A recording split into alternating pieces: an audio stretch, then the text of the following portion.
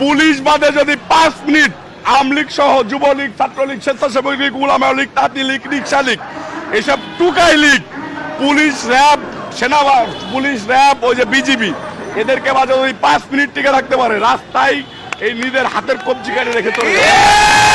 মা বোনদেরকে না, মা বোনদেরকে না, মা বোনদেরকে না, আমার বাবা ভাইদেরকে চুরি পরাবো যদি 5 মিনিট আওয়ামী লীগ টিকে থাকতে পারে পুলিশ বাদে। আপনাদের মিডিয়ার মাধ্যমে বলতে চাই, আওয়ামী লীগ যদি পারে পুলিশ বাদে যে না এসে 5 মিনিট আমাদের সাথে মোকাবেলা করে, কাউরে রাখবে না। ঢাকা মহানগর দক্ষিণ যুব দলের যিনি মোকাবেলা করে, এই শাহবাগের প্রেস ক্লাবের সামনে ঘোষণা দিলাম, পুলিশ, পুলিশ, র্যাব, এদের ডিবি যারা পোশাক ছাড়া এসে অতর্কিতভাবে থাবা দিয়ে ধরে, এদেরকে বাদে এসে যদি 5 মিনিট প্রেস ক্লাবের সামনে দাঁড়াইতে পারে, এই হাতের কবজি কাটে রেখে চলে যাব। আমারে 2 বার গুলি করা হয়েছে, আমারে রাস্তায় আন্দোলনের সময় 2 বার গুলি করে নেওয়া হয়েছে, 206টার মতো মামলা দেওয়া হয়েছে। আমার ফ্যামিলি, আমার বাবাকে, আমার মাকে, আমার বোনকে, আবার এসএসসি পড়া বোনকেও অ্যারেস্ট করে নিয়ে যাওয়া হয়েছে। তারপরেও তো আমাদেরকে দমাইতে পারে নাই, সামনেও দমাইতে পারবে না। দেয়ালে যখন পিঠ থেকে যায় তখন আর পিছু হটার কোনো জায়গা থাকে না, থাকে। আমরা জানি যে রাষ্ট্রযন্ত্রকে ব্যবহার করে আওয়ামী লীগ, এই গুন্ডাপান্ডা লীগ, ভোটচোর সরকার হাসিনার নেতৃত্বে এইসব 2-1টা বাহিনীর বিশেষ কিছু লোকজন, বিশেষ কিছু ডিস্ট্রিক্টের লোকজন যারা এই প্রক্রিয়ার সাথে জড়িত, যে আমাদের নেতাকর্মীদেরকে তুলে নিয়ে যাচ্ছে, গুম করতেছে। পুলিশ আসলে আমরা যে আসুক না কেন, আমাদের সামনে যদি হিমালয় পর্বত পাহাড় দ্বারা করে দেওয়া হয়, ইনশাল্লাহ পাহাড় ভেঙে গুঁড়ো করে দেবো। জাতীয়তাবাদী দল, জাতীয়তাবাদী দলের অঙ্গ সংগঠনের সকল পর্যায়ের নেতৃবৃন্দ তারেক রহমান সাহেবের নেতৃত্বের ঐক্যবদ্ধ এবং দেশনায়ক তারেক রহমান সাহেবের হুকুমের অপেক্ষায় আমরা। সংবিধান তো এই যে সংবিধানে তো তত্ত্বাবধায়ক সরকারের অধীনে নির্বাচন ছিল। এই যে 300 আসনের ভিতরে 153 আসন বিনা ভোটে নির্বাচিত হয়ে, ভোটের অবৈধভাবে নির্বাচিত হয়ে, ভোট ছাড়া নির্বাচিত হয়ে তারা সংবিধান সংশোধন করে এই একটা অবৈধ সংবিধান লাগাই দিছে। এটা আমরা মানি না। এই অবৈধ ভোট চোর এমপিদের সংশোধন করা সংবিধান আমরা মানি না। বাংলাদেশের মাটিতে তত্ত্বাবধায়ক সরকারের অধীনে নির্বাচনের সংবিধান ছিল, ওটাই বাস্তবায়ন করতে হবে। সেটার দাবি আদায়ের লক্ষ্যে আমরা রাজপথে। এটা জীবন দিতে হলে জীবন দেবো, মরতে হলে মরবো। যদি গুলি করে দেয় মরে যাব, সমস্যা নাই। আমি মরলে আমার হাজার হাজার ভাই রয়েছে, আমি বললে আমার হাজার হাজার ভাই রয়েছে, এদের মৃত্যু নিশ্চিত না হওয়া এই সরকারের পতন করার আগ পর্যন্ত আমরা যাব। আমাদের গণতন্ত্রের জননী, বাংলাদেশের 3 বারের প্রধানমন্ত্রী, যিনি গণতন্ত্র রক্ষার জন্য, বাংলাদেশের সংবিধান রক্ষার জন্য, বাংলাদেশের অধিকার রক্ষার জন্য সারা জীবন সংগ্রাম করে গেছেন। আমাদের নেত্রী বেগম খালেদা জিয়ার স্বামী, বাংলাদেশের প্রথম রাষ্ট্রপতি শহীদ রাষ্ট্রপতি জিয়াউর রহমান এই দেশ স্বাধীন করেছেন, এদেশের মুক্তিযোদ্ধার নেতৃত্ব দিয়েছেন। এটা সারা বাংলাদেশে, সারা পৃথিবীর মানুষ জানে। সেই নেত্রীকে চিকিৎসা হতে দিচ্ছেন, আর আওয়ামী লীগের সাধারণ সম্পাদক ওবায়দুল কাদেরের মতো লোক বিভিন্ন কান্ট্রিতে যে ট্রিটমেন্ট হয়ে আসতেছে। দেখেন, শীর্ষ সন্ত্রাসীদের তালিকায় যারা ক্যাসিনো সম্রাট হিসেবে আখ্যায়িত করছে, সেই ক্যাসিনো সম্রাট দীর্ঘদিন যাবৎ এত অন্যায়ের পরেও, এত দুর্নীতির পরেও তারে পিজিতে রেখে দীর্ঘদিন যাবৎ জেলখানায় রেখে ট্রিটমেন্ট করা হয়েছে, অথচ আমাদের নেত্রীকে ট্রিটমেন্ট করতে দেওয়া হচ্ছে না। ওবায়দুল কাদেরের মতো একটা, মানে কি বলবো, দুর্নীতির শেষ প্রান্তে, যেদিকে পদ্মা সেতু নিয়ে তাদের নামে দুর্নীতি হয়েছিল, বাংলাদেশের সড়কের প্রতিটা মন্ত্রণালয়ের প্রতিটা সেক্টরে দুর্নীতি, তাদের মতো লোকের বিভিন্ন জায়গায় দেশে, বিভিন্ন দেশে ভালো ট্রিটমেন্ট করতেছে, অথচ আমাদের নেত্রী দেশনেত্রী বেগম খালেদা জিয়াকে ট্রিটমেন্ট হইতে দেওয়া যাচ্ছে না। এটি অত্যন্ত দুঃখজনক, এটা লজ্জাজনক, এটা ঘৃণাজনক। আমরা এই হাসিনার বিরুদ্ধে ঘৃণা জানাই, অবিলম্বে হাসিনার পদত্যাগ চাই, আমাদের নেত্রী সুচিকিৎসা চাই, নেত্রী বেগম খালেদা জিয়ার সুচিকিৎসা চাই এবং নেত্রী বেগম খালেদা জিয়ার নিঃশর্ত মুক্তি চাই।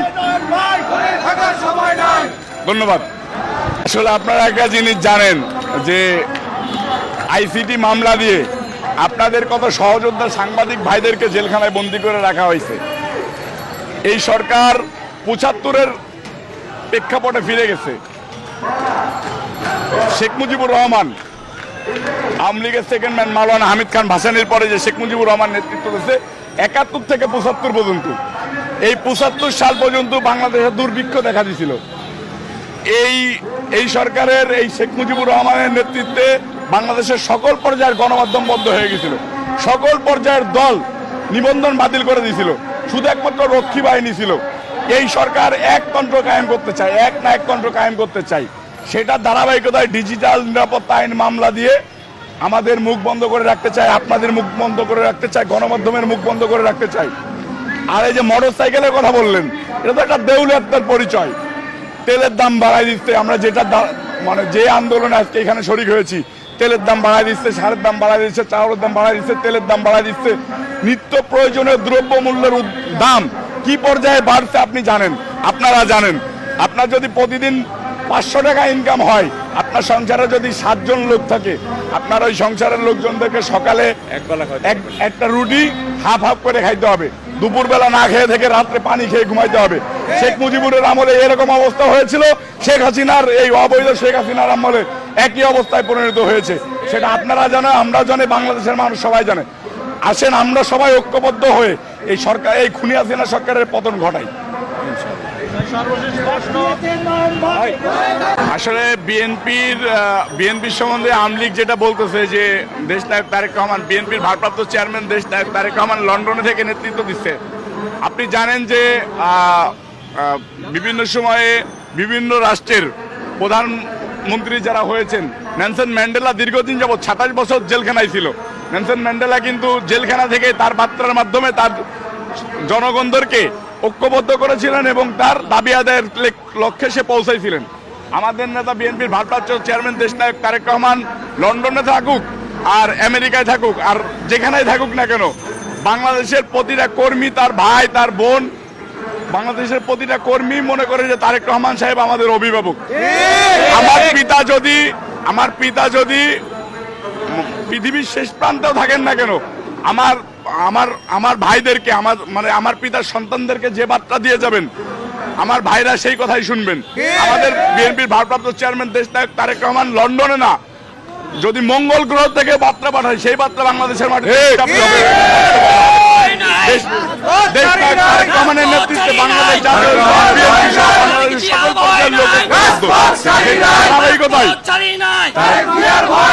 যেটার ধারাবাহিকতায় হিমালয় পর্বতের মতো বিএনপি এখনো মাথা উঁচু করে দাঁড়ায় আছে। 15 বছর স্বৈরাচার বিরোধী আন্দোলনের সাথে বিএনপি সম্পৃক্ত, 15 বছর স্বৈরাচার বিরোধী আন্দোলনের সাথে বিএনপি সম্পৃক্ত। এবং বাংলাদেশের একটা মাত্র দল, যে দলের নাম শুনলে হাসিনা সহ আওয়ামী লীগের প্রতিটা মানুষের ঘুম আরাম হয়ে যায়। দেশনায়ক তারেক রহমান সাহেবের প্রতিদিন বাংলাদেশের এই অবৈধ প্রধানমন্ত্রী শেখ হাসিনা এবং শেখ হাসিনার মন্ত্রী পরিষদ এবং শেখ হাসিনার পুত্র রাতের ঘরে ঘুম থেকে উঠে স্বপ্ন দেখে যে ভাড়ায় ওঠার ফলে পানি খাবো। বিএনপির ভারপ্রাপ্ত চেয়ারম্যান দেশনায়ক তারেক রহমান এবং বিএনপির সভানেত্রী, বাংলাদেশের 3 বারের প্রধানমন্ত্রী দেশনেত্রী বেগম খালেদা জিয়াকে যেখানেই রাখুক, যত অন্যায় অত্যাচার করুক না কেন, তার সন্তানরা তার জন্য, জিয়া পরিবারের জন্য ঐক্যবদ্ধ। এটা সবাইকে মনে রাখতে হবে। যেটার ধারাবাহিকতায় আজকে দেখেন 3টা বাজে প্রোগ্রাম শুরু হওয়ার কথা, 2টা বাজতে না বাজতে হাজার হাজার লোক এখানে জড়ো হয়ে গেছে। আমরা ঢাকা মহানগর দক্ষিণ যুবদল এখানে 12টা থেকে অবস্থান করতেছি। আমাদেরকে পুলিশ পাহারায় অনেকভাবে হুমকি দামকি দেওয়া হয়েছে। যুবলীগের, ছাত্রলীগের, যুবলীগ, ছাত্রলীগ, আওয়ামী লীগের এইসব ছুটকা ছাটকা রাস্তার গুন্ডা বান্ডারা রাস্তায় রাস্তায় দাঁড়ায় রয়েছে। এদেরকে প্রতিহত করে আমরা মাঠে নেমে আসছি। এটা তো মাত্র টেস্ট খেলা শুরু হয়েছে, সেমিফাইনাল আছে, ফাইনাল আছে। তখন সেমিফাইনাল, ফাইনালে আওয়ামী লীগের এইসব গুন্ডা বান্ডাদেরকে খুঁজেই পাওয়া যাবে না। আওয়ামী লীগ বলতেছে বিএনপির পদযাত্রাকে মরণযাত্রা হিসেবে আখ্যায়িত করতেছে। এটা অবভিয়াসলি মরণযাত্রা, আওয়ামী লীগের মরণযাত্রা। এটা হচ্ছে আওয়ামী লীগের মরণযাত্রা। আওয়ামী লীগ বাংলাদেশে একটা দেউলিয়া সংগঠনে পরিণত হয়েছে। এইখানে যত নেতাকর্মীরা দেখতেছেন, এদেরকে আসার সময় রাস্তাঘাটে 2-4 জন রাস্তার টুকাই লেভেলের লোকজন বিভিন্ন সময় ডিস্টার্ব করেছে পুলিশ পাহারায়।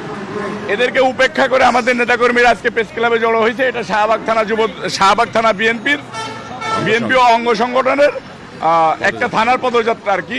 এটা প্রেস ক্লাব হয়ে নাইটেঙ্গেল মোড়ে যে জড়ো হবে। আমরা অবশ্যই বলি যে এটা আওয়ামী লীগের জন্য মরণযাত্রা। আওয়ামী লীগকে বোঝার জন্য ধন্যবাদ।